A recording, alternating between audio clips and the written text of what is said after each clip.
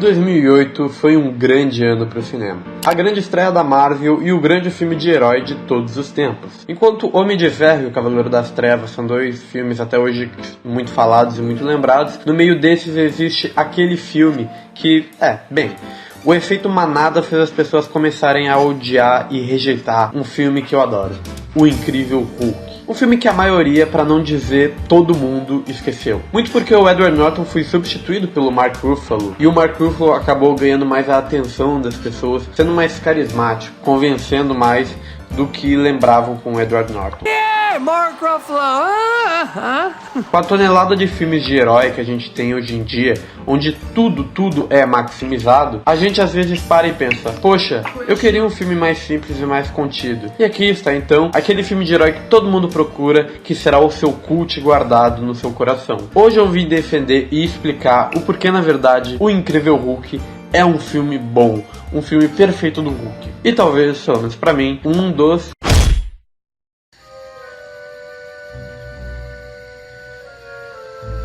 Esse filme ficou conhecido mais inicialmente como uma continuação do Hulk do Ang Lee, aquele lá de 2013.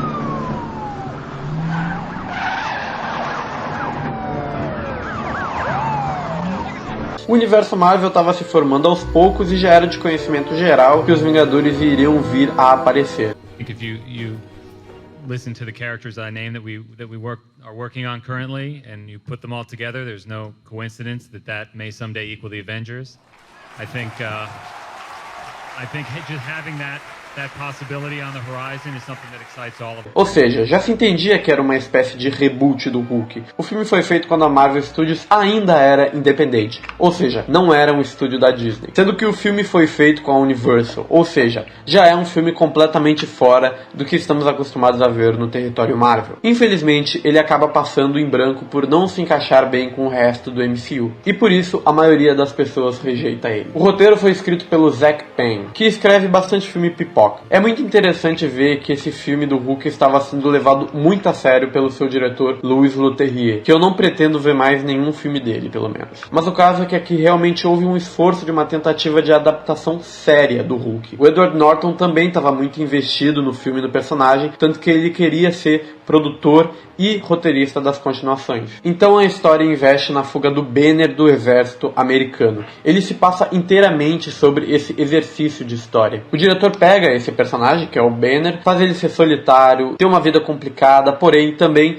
é imponente e constrói uma jornada onde ele é hostilizado pelo destino da sua vida a enfrentar pessoas maiores que ele, enquanto ele só quer viver uma vida normal. Eu acho muito bonito esse contraste que tem dos inimigos com o Banner. O Banner é muito da paz, ele sempre vai em frente com as decisões dele por um bem maior a ele e, pelo que a gente vê mais tarde ao filme, ao bem da população geral. Já o exército americano tem garra, tem força, é bem mais raivoso. E o Banner tá na vida simples. Essa é a melhor coisa que já fizeram com o Hulk até hoje, mesmo com os arcos do MCU, que eu pessoalmente gosto. Mas mesmo assim, acho que essa história do Incrível Hulk funciona muito mais do que todas já contadas, porque ele permeia a tensão de ser o Hulk, e até a dramaticidade disso. O próprio Hulk é mostrado de forma muito contextual. Tem um motivo e um desenvolvimento da direção único para aquela situação específica em que o Hulk está. É um filme muito bem dosado quanto a isso. Ele não exagera, é um filme minimalizado nas questões, na mitologia, no próprio Hulk. Ele tem um foco muito mais naquela história por si só, que é o mínimo, que nesse caso funciona. O Mark Ruffalo, embora carismático, simpático, asmático, ele como Bruce Banner tem um perfil mais tímido. Ele parece um Hulk tímido, principalmente no Primeiros Vingadores, onde ele parece ser um doente mental, na verdade. No caso do Edward Norton, temos a jornada do homem solitário. Ele é super determinado a seus objetivos, aventureiro. O diretor bota ele pra ficar com uma regata, enquanto tem pequenos takes dele teclando e daí um take da tela. E daí tem uma trilha sonora um pouco mais eufórica.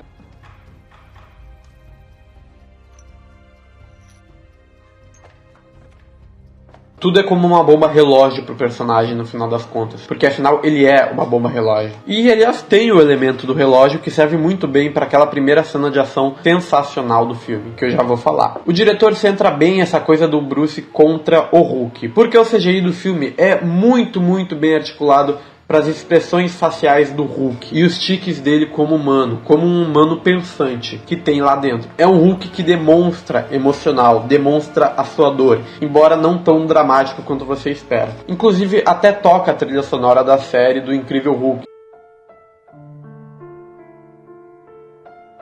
Nesse filme tem um enfrentamento muito maior entre um e o outro. O Hulk se torna um problema que o personagem tenta manter ao longo do filme. Um problema que pesa, e você vê ele agindo como humano, tendo seus sentimentos quando ele se transforma. E isso dá um toque de dramaticidade muito bem acertada pro filme. Ele se expressa só naquilo, não precisa de exageros. A forma como falam do Hulk ao longo do filme, como o Tim Roth comenta a monstruosidade, que é a coisa mais assustadora que ele já viu. And he was not alone, sir. We had him, and then something hit us. Something big hit us.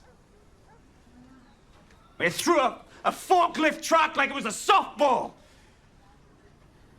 It's the most powerful thing I've ever seen. O Hulk em si se torna um personagem muito ativo, um personagem de mistério, de medo. Tá aí, a galera tava celebrando que esse é o primeiro Batman emo. Bom, o Hulk conseguiu ser emo antes do Batman, lá em 2008.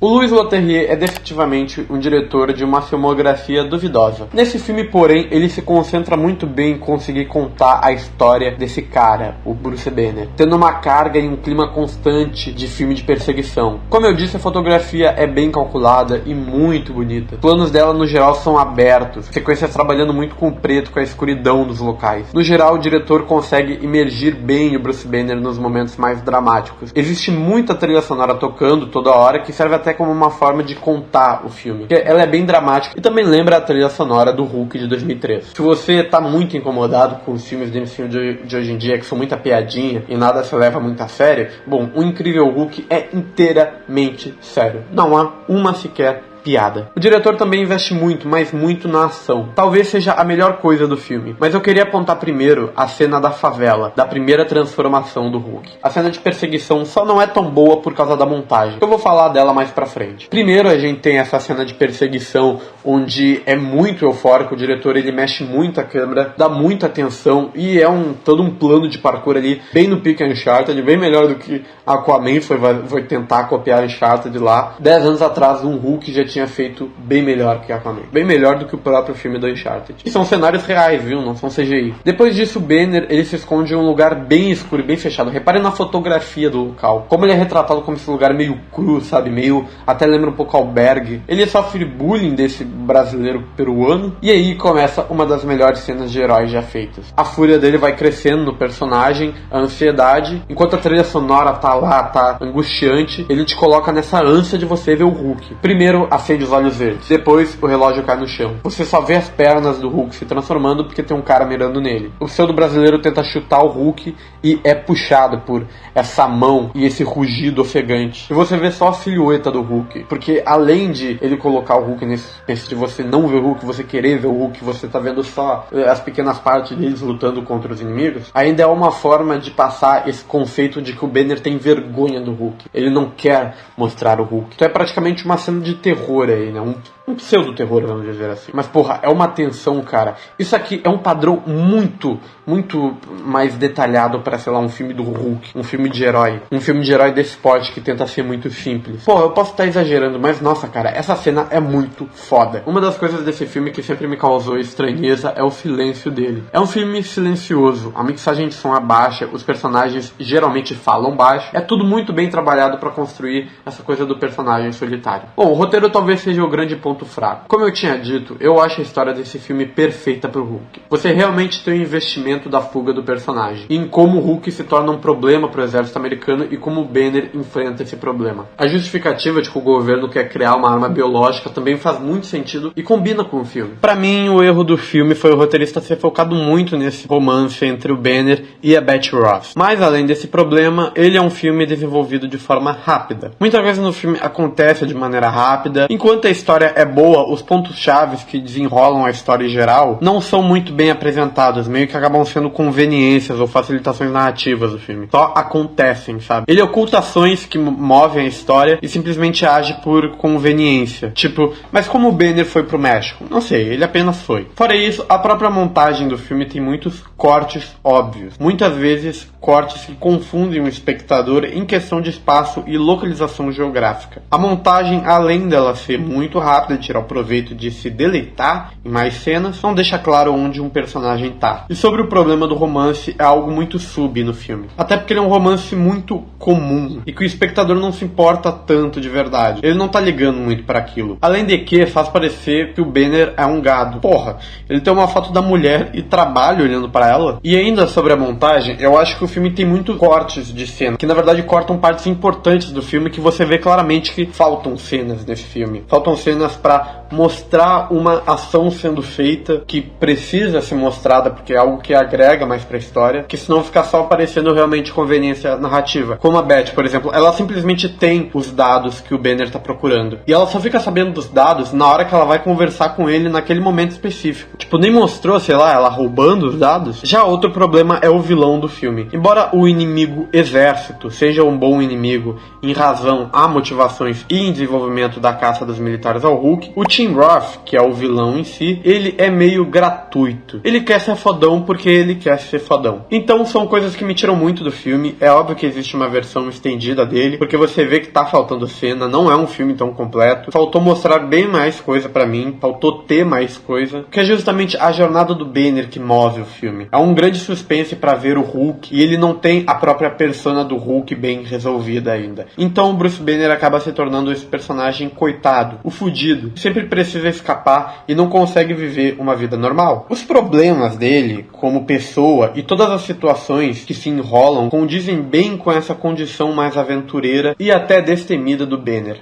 Uma versão estendida de O Incrível Hulk já foi falada pela internet. Esse filme tem uma pá de cena deletada e os cortes muito apressados e rápidos do filme indicam que definitivamente tinha outro filme maior que esse. E bem, existe uma versão estendida editada por fãs, ou seja, editada com as cenas deletadas do filme original. É O Incrível Hulk Tomahawk Extended Edition, que tem 2 horas e meia. E eu não achei nenhum lugar para baixar, parece ter saído em 2008 mesmo essa versão. Mas infelizmente nunca deu sinal de uma versão estendida do Hulk, um corte do diretor, algo assim, para que possamos ver o filme de uma forma mais completa, junto às cenas deletadas que aliás são ótimas também, mas ficariam bem melhores se editadas junto com o filme. O CGI desse filme é perfeito, não só na parte de ação, que consegue te convencer com todo tipo de modelagem. O Hulk tem um sombreamento na cara e pelo corpo, e a face dele tem uma expressão de raiva absoluta, além de emo, claro. Todas as cenas de ação são muito bem trabalhadas, tem um peso muito forte nos socos e na agressividade do Hulk, porque ele é muito violento e o diretor usa espaços bem abertos para desenvolver a ação, fazendo ela ser contínua. O Abominável poderia ter um design melhor, isso é fato, mas cara, ainda assim o rosto ficou incrível. O CGI, a expressão, o rosto dele e o uso do personagem no filme, de forma violenta e muito foda. O Brasil tá no filme e tem exatos 19 minutos desse país maravilhoso que vivemos. Se passa no Rio de Janeiro e na favela. E bem, o Leterrier realmente não se preocupou muito em como ele ia retratar a língua portuguesa. Ou sequer iria dar espaço para Débora Nascimento, porque sim, ela tá no filme, mas não fala nada praticamente. Já o outro pseudo brasileiro que tem no filme, que é esse careca bizarro, na verdade é um peruano. E o português dele é no mínimo...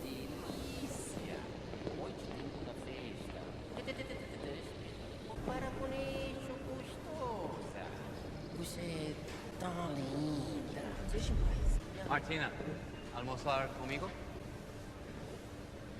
Sai daqui, gringo. Tem um problema. Não espere uma exploração da cultura brasileira com esse filme, mas o filme mostra bastante da favela, pelo menos. O elenco desse filme não é grande coisa. O Edward Norton não é o cara mais expressivo do mundo, mas ele é carismático. Dá uma cara dramática ao personagem, ele parece muito preocupado toda hora e mais sério. A Liv Tyler, fazendo a Beth Ross, é bem gamada no Banner. E infelizmente perde ponto por causa dessa excessividade de afeto que não tem um impacto tão grande no filme. Eu acho que o filme seria melhor se não tivesse presente a jornada dela. A presença da Liv Tyler me instiga por não ter nenhuma música feita pelo Aerosmith ainda. Temos o recém-morrido William Hurt, que nessa época era um ator de peso. Ele tinha feito muitos clássicos. De certa forma, o Edward Norton também é um grande nome, porque ele sempre fez filmes muito notáveis pelo público. O Edward Norton é um dos meus atores favoritos de todos os tempos, então não tem como eu não me apegar ao personagem dele. O William Hurt, com o bigodinho, se difere, e ele foi um personagem que foi resgatado depois, né, aparecendo lá em Guerra Civil. E o William Hurt está consideravelmente uma figura de autoridade aqui. Ele tem uma imposição natural e um personagem ativo no filme. O nosso outro grande nome, Tim Roth, que já era conhecido por ter feito os filmes com o Tarantino, já tinha sido indicado ao Oscar e ele tinha uma cara natural de vilão. Mas é meio irônico que o Leterrier tenha escolhido esse baixote magrelo como o badass do filme. O Tim Roth não parece ser o abominável. Ele é meio estranho nesse filme, com um papel meio apagado na carreira dele, mas segura bem esse papel de vilão no final das contas. Temos duas participações interessantes no filme. Além, claro, da básica do Stan Lee, o Lou Ferrigno, nada mais nada menos que o Hulk da série antiga, tá no filme. A outra participação é do Martin Starr, que é o professor do Homem-Aranha do Tom Holland, esse comédia aqui, que faz parte da trupe do Seth Rogen. Ele tá em O Incrível Hulk, fazendo um nerdzão lá das informáticas. E foi confirmado que é o mesmo personagem. Então olha aí, John Watts, visionário demais. Outro ator em destaque é o Tim Blake Nelson, um dos melhores atores menos notados de Hollywood. Ele já fez um monte de coisa que você já deve ter visto. Nesse filme, o papel dele é de um cientista que é ficcionado pela genética do Hulk e dos raios gama. Ele é uma ótima acrescentação para a história, pois introduz o personagem maluco que se instiga nos heróis e na sua mitologia. E todo mundo sabe, né? Ele, aliás, faz o Samuel Stearns, que é um vilão do Hulk nos quadrinhos. E, bem, era para ter seguido, né, esse caminho, mas acabou não seguindo. Talvez ele volte, eu não duvido, porque o Abominável voltou para MCU, né? Então eu não duvido que o Samuel Stearns realmente volte. Sim, O Incrível Hulk é um dos melhores filmes de heróis já feitos. Porque por mais que o filme nem seja tão bem escrito e ainda meio mal montado, ou melhor, sabotado pela produtora, ainda é um filme que tem um tipo de foco no roteiro muito grande no personagem. Mostra também os problemas e a fuga dele contra o governo e toda a trama que envolve o próprio Hulk, sobre ser essa criatura que o Banner odeia e quer se livrar, e é feroz, ameaçadora e assustadora. Ele tem técnicas visuais lindas, que sempre emergem o filme no dramático, na parte mais sombria da história, além de usar para criar tensão entre as transformações do Hulk e conseguir bem captar as cenas de ação, sem precisar ser extremamente excessivo. Uma história muito bem contida, com um ótimo cerne dramático, infelizmente com um desenvolvimento narrativo muito cortado. Mas acabou se antecedendo em um monte de coisa, por exemplo. Minha nota, que eu fecho com o Incrível Hulk, é 8. E bem, esse foi o vídeo, garotada, e até a próxima.